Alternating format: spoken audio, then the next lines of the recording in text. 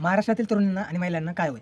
24 तास सेफ्टी, सुरक्षितताची हमी किंवा 1500 आणि ₹2100 हा निर्णय आता तुमचा असणार आहे. नमस्कार, माझं नाव ओंकार. आजच्या व्हिडिओमध्ये हा व्हिडिओ बनवण्याआधी खरं तर दुःख वाटते की 19 फेब्रुवारी जेव्हा छत्रपती शिवाजी महाराज यांची जयंती आपण मोठ्या हर्षोल्लासात साजरी केली, त्या जयंतीला 7 दिवसही अजून पूर्ण झाले नाही की असले हे नराधमाने हे कृत्य केलं आणि ते आपल्यासमोर एवढी दुःखद बातमी समोर आली. तर त्याला वेळ काय लागला तर नेमकी घटना काय ती जाणून घेऊया. तर होतं असं की एक 26 वर्षीय तरुणी जी पुणे येथे काम करत होती. ती स्वारगेट बसस्टँडवर येते. तिला तिच्या गावी जायचं असतं आणि बसची वाट बघत असते. तेवढ्यात एक अनोळखी मुलगा येतो आणि बोलतो की गाडी इथे नाही, तिकडे दुसरीकडे थांबते. मुलगी म्हणते की नाही, गाडी इथे असते मला माहिती आहे. पण काहीतरी करून तो मुलगी कन्व्हिन्स होते त्याच्या बोलणं ऐकून आणि म्हणतात ठीक आहे, कुठे? तर तो मुलगा तिच्यासोबत जातो बस दाखवण्यासाठी आणि तिथे वर गेल्यावर म्हणजे बस जवळ गेल्यावर मुलगी म्हणते की इथे तर अंधार दिसतोय बसमध्ये आणि कोण दिसत नाही. तर तो आरोपी म्हणतो की आता लेट नाईट बस येते, तर त्यामुळे आता लाईट बंद असतील, तुम्ही टॉर्च लावून चेक करू शकता.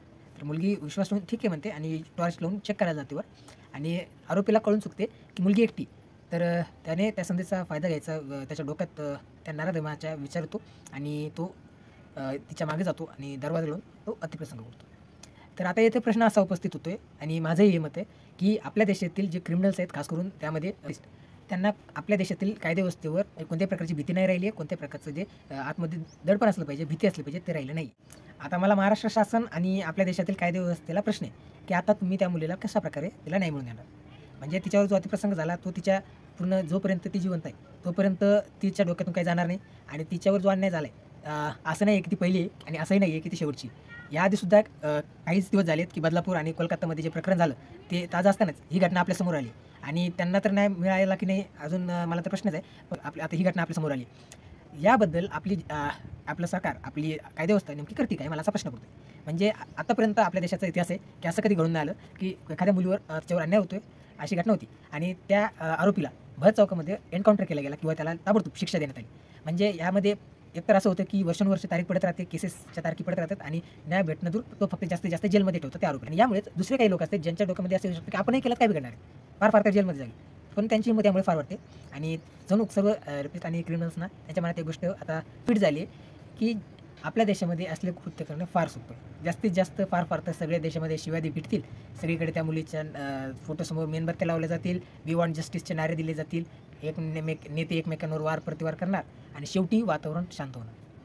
यामुळे माझं सरकारला हात जोडून विनंती आहे, असल्या नराधमांना भर रस्त्यात जाळा, भर रस्त्यात एन्काउंटर. कोलकाता आणि बदलापूर या घटना नुकत्याच झाल्या. ते प्रकरण अजून शांतही झालं नाही की आता हे पुणे स्वारगेट येथील घटना आपल्यासमोर आली. या गोष्टीवरून एक गोष्ट तर नक्की 100% सिद्ध होत आहे की आपल्या देशातील जे क्रिमिनल्स, जे आरोपी आहेत, खास त्या आरोपींमध्ये सुद्धा यांना कोणत्याही प्रकारची शासनाबद्दल, पोलीस यंत्रणांबद्दल कोणत्याही प्रकारची भीती राहिली नाही आहे. त्यांना एक गोष्ट कळून चुकली की आपल्या देशामध्ये जर आपण करण्यासारखे असे किती दुष्कर्म केले तरी आपल्याला फार फार तरी जन्मठेपची शिक्षा देऊ शकतात. यावर काहीही करू शकत नाही. त्यामुळे यांची हिंमत फार वाढत चालली. तुम्ही मला फक्त एक अशी घटना दाखवून द्या जिथे एका आरोपीवर जो गुन्हा आहे तो सिद्ध झाला आहे आणि त्याला भर रस्त्यामध्ये ढेसले गेले, त्याला भर रस्त्यामध्ये त्याचा एन्काउंटर केला गेला आहे किंवा त्याला फाशीची शिक्षा ताबडतोब दिली गेली. एकतर या अशा घटनांमध्ये एक गोष्ट होती ती म्हणजे कित्येक वर्ष अशा केसेस चालत राहतात, तारखेवर तारखी पडत राहतात आणि त्या मुलीला न्याय भेटायला फार वेळ निघून जातो आणि फार फार फार तर त्या आरोपीला जेलमध्ये टाकले जाते, त्यावर शिक्षा होते, संपूर्ण देशामध्ये मेणबत्ती लावली जाते, वी वॉन्ट जस्टिस असे नारे दिले जाते, संपूर्ण देशातील लोक एकत्र सोशल मीडियावर कॅम्पेन्स होते की न्याय भेटला पाहिजे, न्याय भेटला पाहिजे, स्टेटस लावले जातात आणि शेवटी प्रकरण शांत होऊन जातं. पण न्याय असं कधी होत नाही की ज्याने हे दुष्कर्म केलं त्याला भर रस्त्यामध्ये जाळलं गेलं किंवा त्याला तिथेच एन्काउंटर भर रस्त्यात केलं गेलं. असं होत नाही आहे. त्यामुळे असल्या नराधमांची हिंमत फार वाढत चालली. माझ्या सरकारला अजून विनंती, त्या आरोपीला भर रस्त्यात मारा, जाळा, एन्काउंटर करा.